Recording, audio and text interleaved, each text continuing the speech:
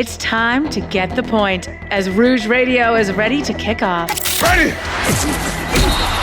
The best football talk with the best in the business. So what is the cost? You have 2 first-round picks this year because the Argos are dumb enough to trade for Drew Willie. A few rookies. We go directly to the on-field product. We welcome to the show the 20th overall pick in this past Sunday's CFL draft, DeAndre Wright of the Alouettes. DeAndre, welcome to the show. Thank you, guys. Thank you for having me. And the occasional Hall of Famer. Please welcome Doug Brown, who is one of the members of the current class of 2016 in the CFL Hall of Fame. Doug, thanks for joining us today. Oh, thank you guys for the kind words and for having me on the program. Rouge Radio is on the air. Here's your hosts, Robert Dalton and Tony Allen. You know the old saying, imitation is the most sincerest form of flattery? To me, the most sincerest form of flattery is when you go out and buy a bobblehead doll that looks like someone else. This is kind of like an inside comment that opened up the podcast. By the way, it's the Rouge Radio Podcast, episode 371, powered by the Canadian Football Podcast Network. My name is Robert Dalton from Winnipeg, Manitoba, and joining me is Tony Allen from Medicine Hat, Alberta. Tony, how's it going, my man?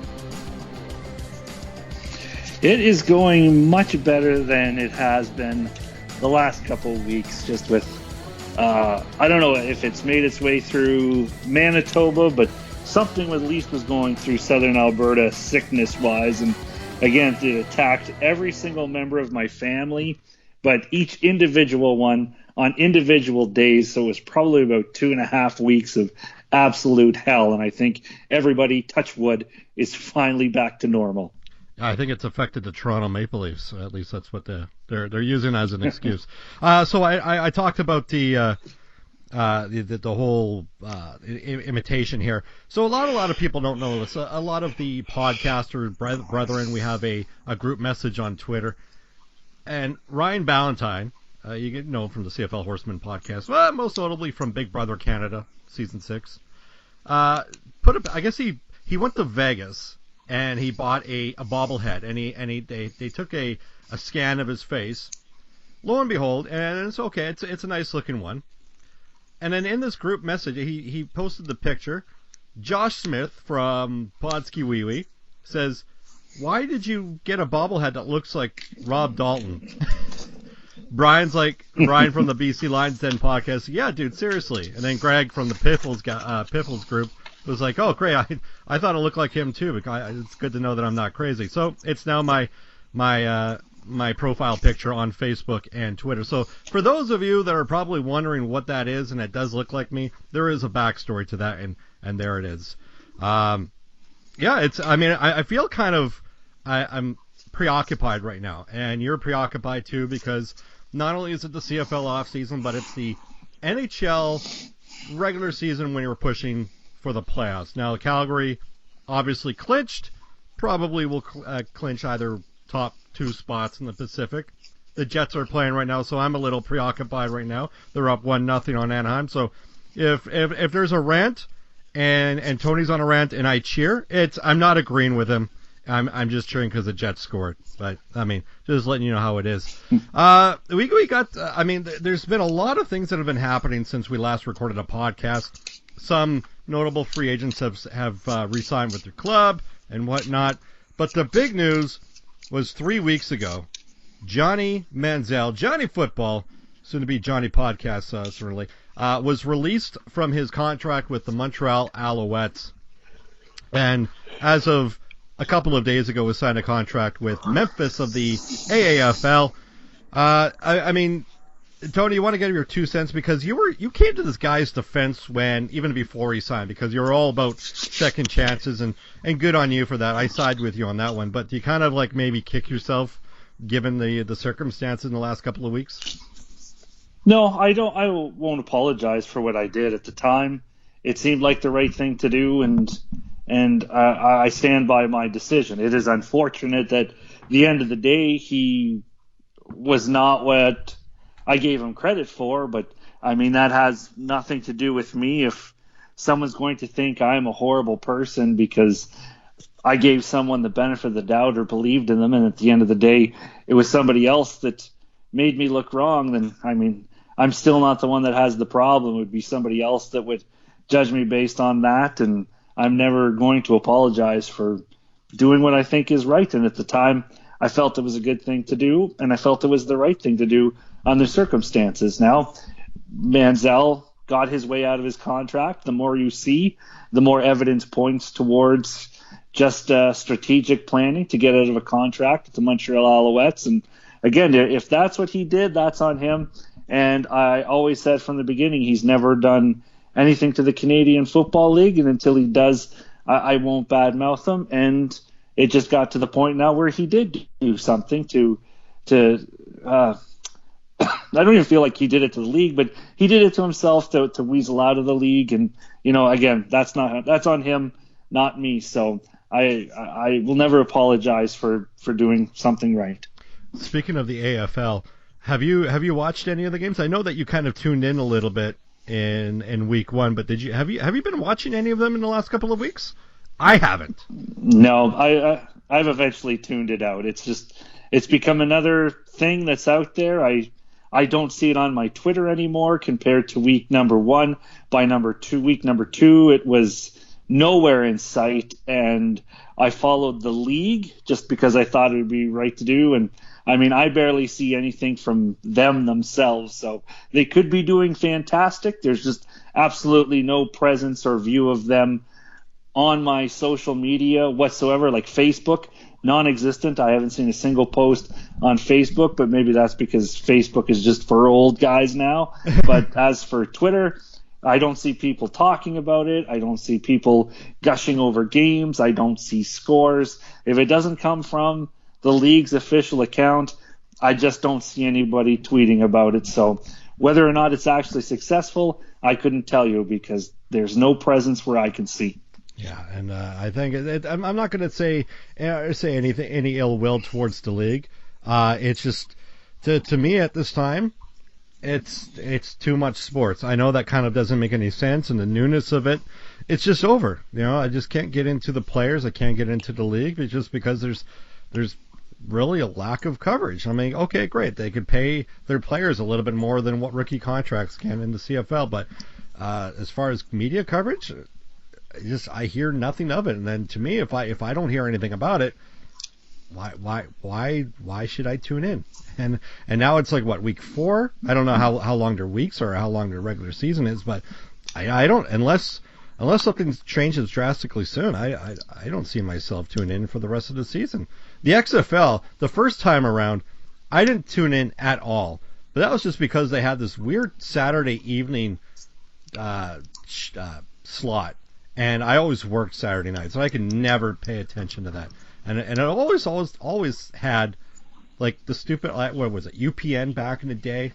Nobody had UPN in Canada. You would have to pay for it. Anyway, I digress. All right, so CBA, let's get into CBA talk, because this is just unbelievable how Twitter's turned into a crap storm between players. And you knew it was going to happen. I mean, you knew that. You thought, everybody was told that, the CFL Players Association is just going to be in one unit, and they're going to get what they're going to get because they're acting as one.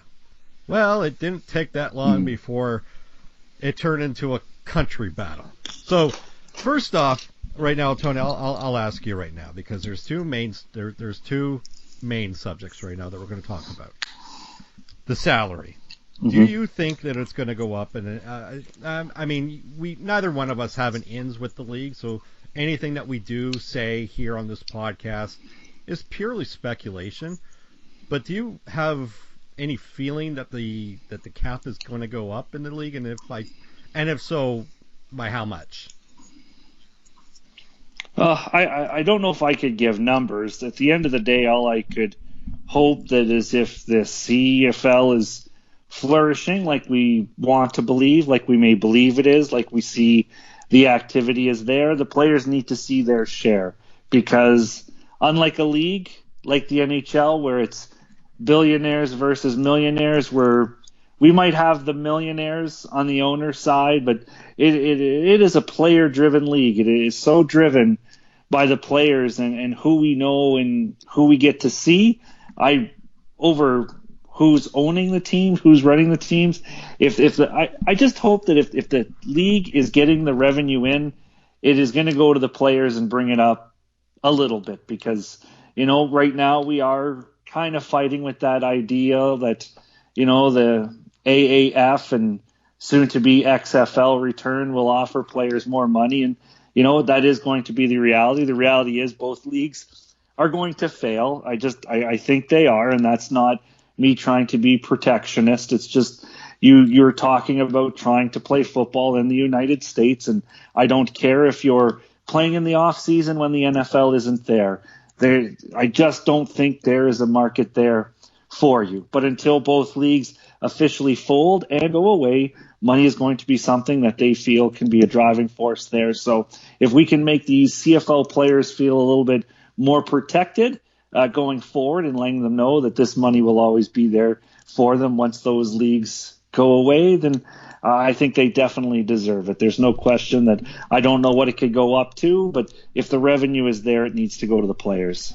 I think one of the key things that Randy Ambrosie did last year is bring back the option year, and regarding the CFL contracts, get that option. You have the option to check out the NFL if an NFL team comes calling. So I think that's a catalyst right now for what we're experiencing right now.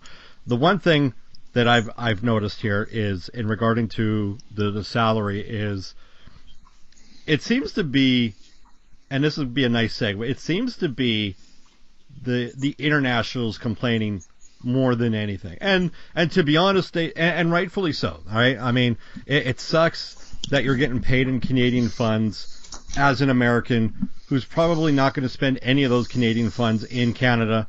You've got your primary home, you've got your family back home. Unless you're a guy like help me out here. Who's an American that makes a living, or actually makes his primary residence here off the top of your head?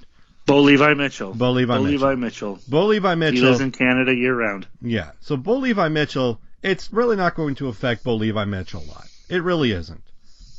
But I mean, granted, he's making $700,000, so it shouldn't. But I mean, it's a concept, right? Because he's spending that money in Canada, whereas you guys got like I don't know, Derek Dennis, because his name I have a feeling is going to bring up throughout the rest of this podcast. Derek Dennis probably doesn't live in Calgary, so he's going to spend that money back home. Odell Willis doesn't live in BC, I imagine. He's going to spend that money with his family back home. That's, I mean, the interest rate and whatnot on that, it just does not make sense. So, do I think that it's going to go up? Yes. I don't really. I mean, it's speculation based on the TV revenue that's coming into the league. It's probably going to go up, maybe a little bit more significant than what we originally imagined. But I think it should primarily help with rookie contracts, to be honest with you, because that's one of the things that really is attracting new players to the league, right? Not necessarily because you're an international, but rookie contracts as a whole. Now, I might go against what that in the following segment, because this is primarily what our podcast is going to be about. This next subject, the CFL and the CFLPA announced through 3 Down Nation, announced that there is a somewhat of an agreement that maybe perhaps they would lower the national starters number from 7 to 5. Now, Tony, you and I have texted back and forth, and we really didn't go into specifics, but I'm kind of interested to hear your take, because you're a fan regardless, and I have a feeling that you're kind of for this idea. Yes, well, here's the thing, and it's difficult because that's what people are going to want, right? They're going to want to know, do you support Canadian football players, or do you support making it an American football league? And it was unfortunate. I kind of stood back and watched the first wave of reactions come across social media. And it's what you would expect. Canadian media, it's too much to say driving fear through everything. First, it's always hilarious to see some members of our national sports media, and I will make sure to specify they are a national sports media, not the ones that do the beats and cover the teams, try and play the Patriot card. Oh my God, what will happen to the Canadian Football League if there's no more Canadians in the league, and it would be an embarrassment. And, these kind of remarks coming from our national media that do everything they can to discredit the league every other day of the year. And the second we suggest deducting the number of Canadian starters by 2 are now suddenly the most staunch defenders of the Canadian ratio and everything and all being that it is to be Canadian and what the CFL stands for. My thing is, and I'm going to be completely honest on this one, and I didn't want it to be a rant because I don't want this to be a novelty thing. I wanted us to talk about this ratio thing and a lot of the outrage that's happening on social media. Now, for me, I've enjoyed the CFL for the better part of my life. I love Canada. I love the league. I enjoy everything about it. And if I'm being 100% honest, I want to be as real as I can when I express this, that I never think of Canadians in the game. When the ball kicks off, when the bodies start flying, I honestly never think if that guy's Canadian. I never see a big run and turn to my wife and say, that guy's Canadian. I never see a great catch and think, that guy there, he's Canadian. Now, there might be some that do.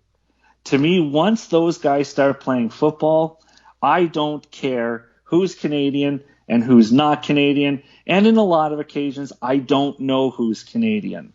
And I think there's a lot of BS flying around right now about how important it is to have 7 Canadians starting a game flying around.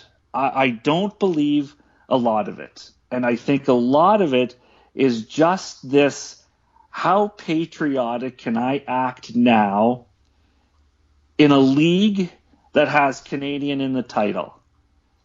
We are still played entirely in Canada. We still have 9 Canadian-only teams that is only played in this country, in the provinces, watched by Canadians. Everything about the Canadian Football League as it exists is Canadian. Now, there is Canadian players in the Canadian Football League, but the league, even if you were to take every single player out, is still a Canadian-based, owned, and operated on every level Canadian sports league. It is nice to have Canadian players in there. And to hear people go on about the ratio, I think is more an attempt for people to sound as righteously Canadian as you can in this instance. 5 Canadian starters are still 5 Canadians in the Canadian Football League. There is still a Canadian content to it. I support Canadian ratios, national ratios in leagues. Other than the NHL, NBA, Major League Baseball, your 4 big ones in North America, every country in the world has national ratios. So we're not doing anything unique in Canada by having ratios. I believe there's only one soccer league over in Europe that doesn't have a national ratio, and it's England. And their biggest complaint by fans is we don't have a national ratio. So I've got no problem with the ratio. I like it, and I'm comfortable with 5. Another argument I'm having trouble right now is how it's allowing Canadians to get exposed. All these players we wouldn't have ever met, have ever known, if it hadn't been for the Canadian ratio. That is great. My only problem with that is Is the problem not getting recognized in the Canadian Football League if there had not been a ratio, or the fact that you could get to the highest level of football in your country and then only now start getting recognized? Is that the problem? Is the problem that we need these players to achieve the highest level in their country before we start talking about them or even giving them a chance to get recognized in Canada for being a Canadian football player? I think this goes so much deeper to a grassroots level that because we don't want to make an effort anywhere else, we can blame it on the ratio. I'm going to be long-winded on this because I want to make sure I'm as honest and clear on my stance as possible. I coached Pee Wee football in a small community here in southern Alberta. We had 4 teams of kids. It was fantastic. They played Ironman football because there was not a lot, but again, enough to make 4 teams, every position, and they played both ways. It was a fun little house league in a community of 13,000 people. We thought that was a pretty big win to get that many kids out. Once October came around, we lost an entire football team because they had to go play hockey. Now, this is going to come across as a bit of a rant against hockey, and it is not. I just want to lay the foundation for what we deal with in this country. We lost an entire football team worth of kids because they were going to be the next NHL superstar. Now, did we become such an elitist country in Canada because we started out with the National Hockey League having a Canadian ratio where these young Canadian kids could get to a chance where they could meet the NHL standard or an American Hockey League standard and then get a chance to get recognized, and then everything snowballed from there to where we are now with the National Football League. We live in a country where we will allow kids, even at a Pee Wee level, to take a whole Friday off of school because they have a tournament this weekend and it's a big drive. That's socially acceptable in Canada that children can miss out on a day of education because they need to get to a hockey tournament this weekend. We can't even keep a team of football kids together with their own equipment. We used to supply, me and the other coaches, would fundraise to get one set of equipment for kids to play football in our community. But for a kid to go play hockey, we'll line up buses for them. We'll give them days off of school. We will cut into their education to make sure that they go play hockey this weekend. And we can't get 40 kids with equipment of their own. We've got to raise money for it. They need to share helmets and shoulder pads. This is, if you want to start playing the conscience of Canadian football in this country, don't start blaming a ratio on being whether or not a Canadian football player is going to be able to get noticed. Don't make the onus on the league to allow a kid to get to that level and then start his journey to becoming a great football player. There's so much more that I can go on, and I do apologize, Dalt. I've taken up so much of what you've probably wanted to say as well. But because this conversation meant so much to me, seeing it bantered on the CFL or on Twitter about, look how much more righteous I can look at you. Look how much more Canadian I can look at you. Look than you. You know what? I want to see a Canadian Football League where there's import ratios. That's what my dream is. That's how Canadian I am. It should be all Canadian players, and we only let 7 American players. That's how much more righteous and right of an answer I can give. It's what it's become. How much more right can my answer be than your answer to prove that I'm more right and more Canadian than you could ever be? If you want more Canadian football players to get established and succeed, then you start letting kids at any age realize it's okay to play football. You are not going to be the next NHL star. I am sorry, your kid is not going to make the NHL, but he could make the Canadian Football League. And I do remember one kid specific in this small community where 100 of them were going to play in the NHL. And we had an amazing kid, my assistant coach and I, an amazing kid. and he disappeared in October. And I remember we just talked, like, there goes a kid who could have had a great future, but he's going to play in the NHL, or at least have he's going to have a terrific, horrific realization that he's not going to make the NHL, but he needs to leave football and what could have been a great career. So the ratio is fine at 5. Canadian Football League players will not cease to exist if we take 2 out of the starting lineup. If you start paying attention to football in Canada where it matters, you won't even need a ratio, because kids will have a chance to reach their potential by the time they hit college. And then you're going to make it impossible to look at that kid and say, you know what, we need to go an American. You know what, let's not, because look at this kid. Look at the attention he's getting. But you don't. So this is much more deeper than whether or not 2 extra players or 2 players less is going to affect the development of football players in Canada. That's where, again, I apologize for being so over the top and taking up probably 20 minutes of this podcast.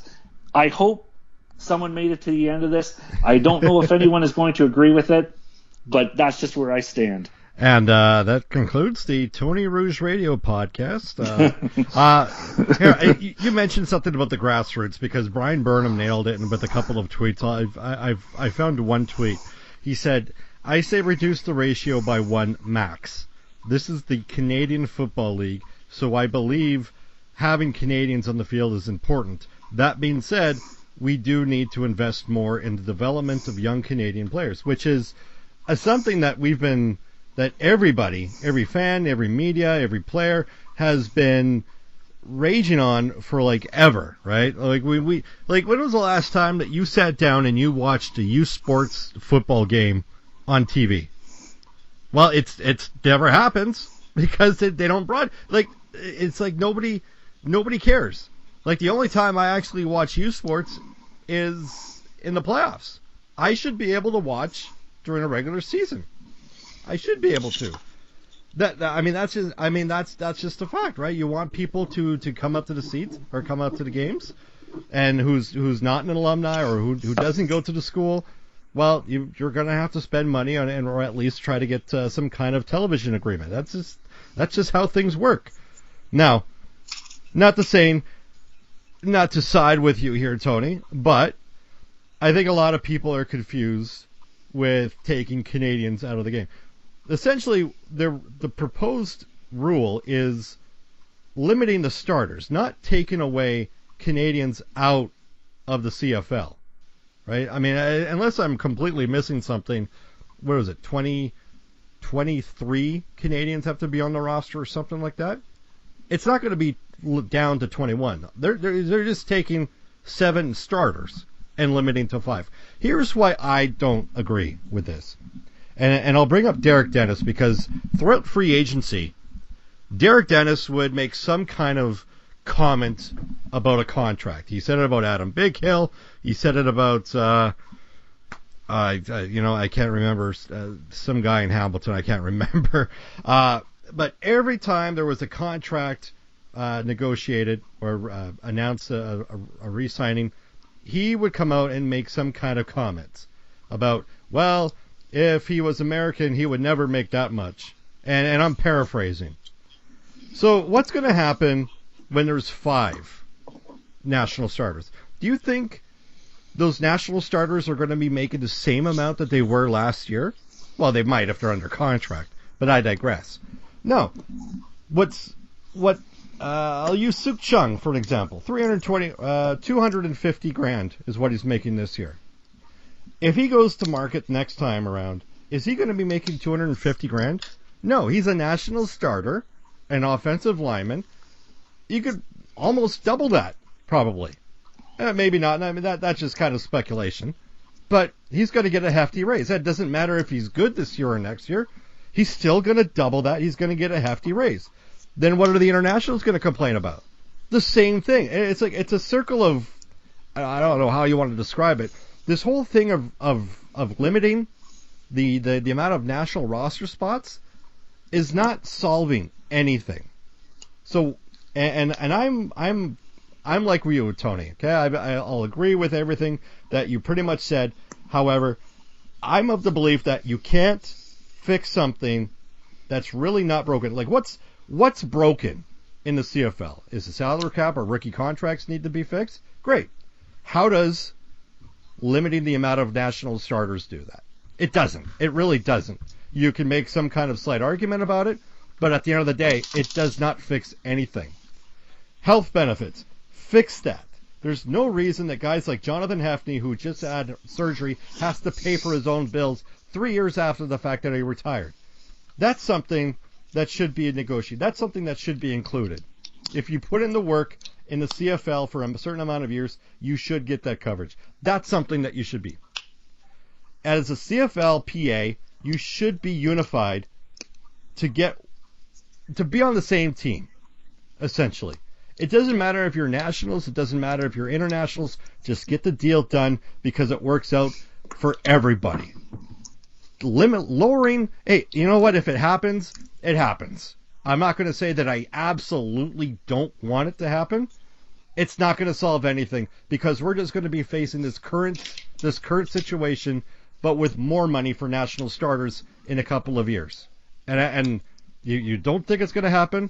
Well, guys like Suk Chung, who a lot of people are going to be overpaid now, just wait for another couple of years when they're actually going to be, getting like 400 and 500,000. And now I'm rambling because the Jets have scored to make it 2-0. So I apologize.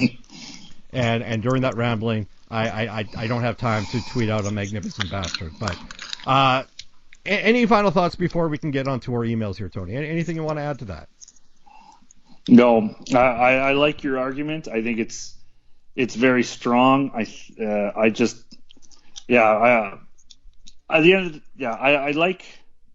like this league regardless. I don't watch it for Canadian or American football players. I watch it for great football, and I think whether or not you up down a ratio, your statement is probably the best. It doesn't solve anything, and it doesn't cause any problems either. I think it has definitely become what I saw one tweet. I don't know if it was a player or whatever tweeted it out. It has definitely been, it's almost seemed like one of those things where the CFLPA is super unified right now. Oh, really? We're going to drop some Canadian players. Boom.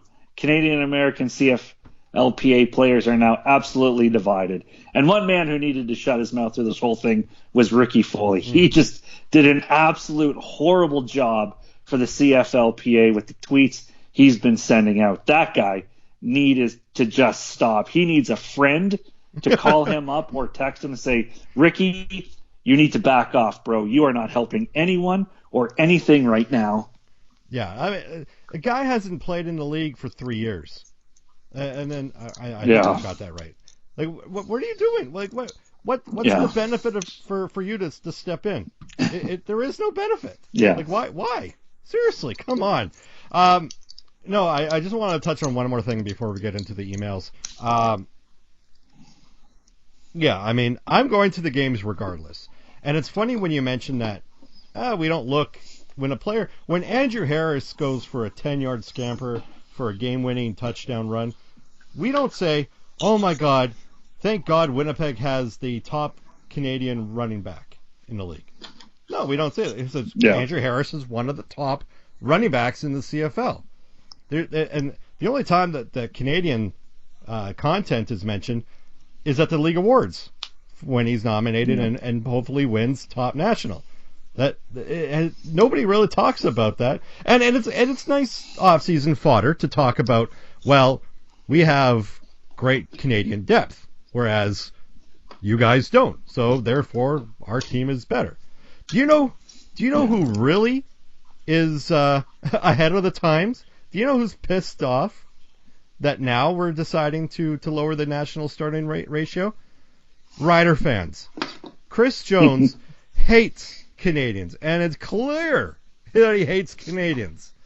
And had he been coaching this year and this rule came into effect, Chris Jones would have ran. I mean, granted, he still doesn't have a quarterback, but he would have ran roughshod because he doesn't have that Canadian content that he has to fulfill. And the Jets just scored 3-0. Oh my God, that was a horrible goal. John Gibson, what are you doing? Anyway, you're going to see that on highlights. Focus. You're going to see that on highlights right now. Oh, my God, that's horrible. Behind the goal line. How do you let that in? Seriously. Focus. That's going to be the name of the podcast. Focus. Focus, Dalts. Let's so to round everything up, you cheer for the name on the front, right? Don't cheer for the name on the back or its nationality. If it happens, if they happen to lower it, it's not the hill that I'm going to die on, and I'm not going to throw in the cliche, well, it's the Canadian Football League, so we got to keep the same amount of Canadians. I think at one point the amount of Canadian starters hasn't always been 7. It's actually been more at one point, and the CFL is only getting stronger. So it's not going to be the end of the world, in my opinion. But if you asked me to say, hey, Dalts, what do you think? I like to keep it at 7 just because it's not going to solve anything.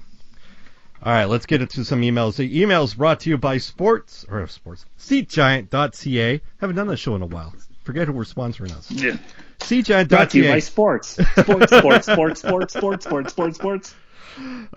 Enter the promo code Rouge for discount on sporting events in your area. Hey, if you're a Canucks fan, an Oilers fan, they haven't mathematically been eliminated yet. But if you're a Flames fan, Jets fan, Habs fan, Leafs fan, yeah, go ahead. You know what? I've seen a lot of Leafs fans enter our promo code and get discounts. And it's Canadian funds without all the hassle of other third-party fees. SeatGiant is as reliable as going through Ticketmaster, and you get a discount for listening to this podcast. Let's go to... I act like I'm actually on the phone here. Tori. With the Als potentially being sold, does that mean a bright future for Montreal? You know, I never put this part of the agenda, the itinerary. I hope that the Als. I don't even care who buys the Als, and it looks like it's Eric Lapointe, former fullback of the Alouettes. I don't even care who buys them. The Alouettes need a new owner. Everybody talks about, it's bad ownership. That's the reason we suck. Do you know what a bad ownership is? A bad ownership who has a team and tells everybody what to do, from everybody from the GM, CEO, head coach, defensive coordinator. That is not what you do. You own the team, which means you get full benefits of the concessions, gates, and what have you, merchandise sales and stuff like that. Leave it at that. Hire a guy who can oversee all that. And that's the biggest mistake that Montreal did, and I knew from the get-go that ownership was an issue, was when they made sure that they hired a guy who hired Jacques Chapdelaine as their head coach. Why? Because he spoke freaking French. Do you know who was another guy that they thought of?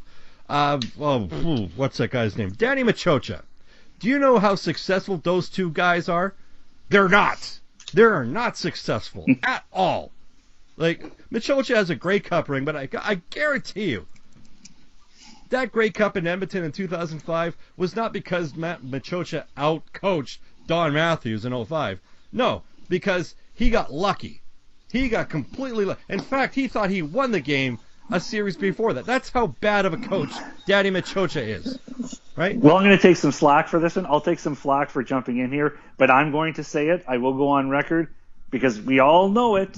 I'm the one that's going to say it. Machocha inherited that team that Tom, of course I went blank the second I got it halfway through his name. He went on to he went to Calgary. Yeah, Higgins.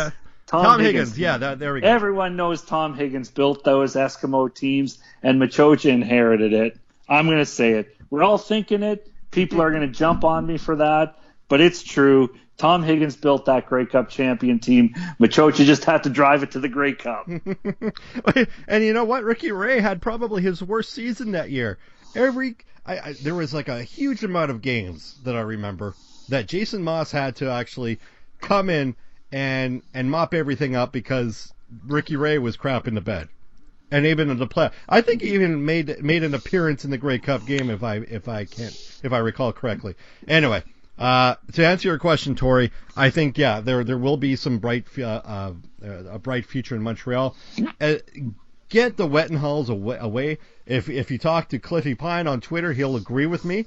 And I think this can't be stated enough. And I'm surprised it took that long for anybody to agree with it. But the Wettenhalls, as much as they've done good, right now they are doing as bad, and that's the image in Montreal right now. Like it's beyond Cavis Reed right now. That's how bad it is. That it's even beyond Cavis Reed. All right, next question. Although, did you see that Edmonton? I think it was Edmonton Journal story I shared on Twitter that Cavis, rumors flying around of Cavis going back to Edmonton. Like, well, right out of the gate, Montreal's a better football club. Oh man, how does that make Edmonton? And Cavis will probably trade. And Cavis will probably trade some of the Eskimos' picks to Montreal for himself. But you know what? Cavis is going to be there as CEO. At least that's what the article was. I read it from I can't remember who it was, but it was going to be as Cavis Reed as CEO. So as CEO, he may not be qualified, and I don't know what the qualifications are for a CEO of a football franchise. So he may be good for it. He very well could be good for it. But the backpedaling that Eskimo fans will do, that I've seen them raging on how bad Cavis Reed has been for the last couple of years, the backpedaling that some of them will have to do is going to be pretty fun. Next email, this was from Twitter. Furlan asked, is it jorts wearing weather? When is it not? I post one freaking picture on Twitter of me in the gym wearing jorts, and all of a sudden that's my thing. That's my thing, apparently. Yeah, anyway. You love the jorts. You love them. I can't say that. I don't. I do like them. John from Moncton, in your opinion, what CFL player would have a future in the entertainment industry post-football career? What do you think, Tony? What CFL player right now would have a very brilliant future? Now, I'm thinking entertainment, like maybe he's going to be a TV or movie star. I mean, Henry Burris... Movies or action? Yeah. I guess it's easy to pick retired because there were so many colorful players that are retired and already have proved, like... I mean, you want to say Nick Lewis just because he's such a charismatic fellow. He would have a good career, but, I mean, he's already in his post-football career. So to try and pick someone immediate, I'm just trying to think. I guess I could pick Duron Carter just because he's still playing. If I was going to watch a cop buddy movie, I'm sure I'd want one of those cop buddies to be Duron Carter for sure. Did you happen to hear his rap? The dude's got some skills. No, I didn't. Yeah, he posted it on Twitter maybe a couple of weeks ago. The dude has some talent. I'm check it out. I'm not the most I'm really tone deaf when it comes to music, so my opinion's probably not going to be shared by a lot of other people. But it's pretty decent. It's no Eminem or Limp Bizkit, but it gets a solid B for me. Let's go to the. I'm sure you've opened yourself to a lot of criticism. Yeah, for the I'm Limp already Bizkit reference as your benchmark of good music. Hey, it did it all for the nookie. There we go. There's my 90s reference there. Let me see. Darlene from Yorkton, at what point do you guys get worried that there won't be a season? Well, probably in July when the season's supposed to be starting and we're not playing football. Yeah. I know that's a fair. I guess because we went through one of these we went through one of these chicken seasons the last time the CBA came up. I remember I was still at the radio station, and boy, we watched this one literally come down to the 11th hour, 11th minute, and 59th second. Yeah, I guess we're in 11th hour, 59 minute, and 59 seconds. Well, I mean, it wasn't that close, but I do remember that I think it was like in June or something like that, and I think we had, was it Lee Jones that we had on to talk about the collective bargaining agreement there at that point, but I can't remember who it was, but yeah, I mean, I don't expect this to be solved like this month, but at the same time, I don't expect this to be. This will be ratified at some point, but I'll be worried when I have tickets to the exhibition game here in Winnipeg, and there hasn't been a CBA signed. That's when I will be worried. At that point. Although, yeah, and the thing is, we're still a league that's never had a work stoppage ever, and I think, regardless of what you want to think of the Canadian Football League as far as prestige goes or popularity, whoever you are, I don't think you want to be the generation that caused the first work stoppage in over 100 years. I don't think that's going to happen. It would be something else to see this thing creep up and cancel a preseason game or two, but I can't even see it getting that far. The CFLPA wants to feel like they're going to win this one, or at least give the image they are. So we'll see how much ego is spared or how much is going to be handed out. But right now, I have no worry there won't be a CFL season. Last question before we get to your final thoughts. Brian from Edmonton, on your Post to Free Agent podcast, you guys labeled 2 Eskimos as free agent busts. Am I to believe that you're going to predict the Eskimos to miss the playoffs for a second straight season? I don't want to go into too much of this question because we want to save that for the 9 teams in 9 weeks when we cover Edmonton. But I kind of thought about this for a little bit, and I liked what Edmonton did.